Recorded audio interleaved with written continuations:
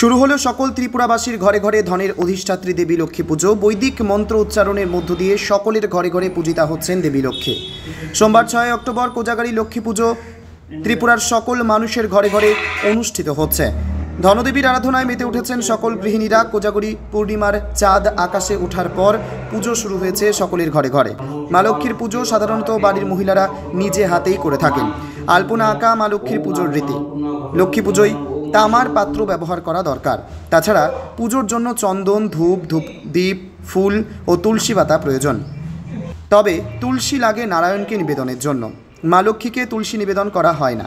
মা লক্ষ্মীকে পদ্মফুল নিবেদন করা অবশ্যই প্রয়োজন। সেই সঙ্গে ধান, হলুদ, পান, কড়ি, আতপ চাল ইত্যাদিও প্রয়োজন।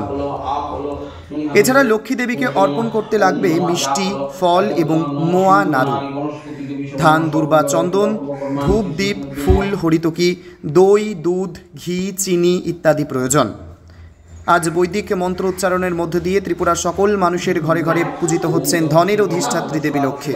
ত্রিপুরা থেকে বিক্রম কর্মকারের report, prime press Bengal news.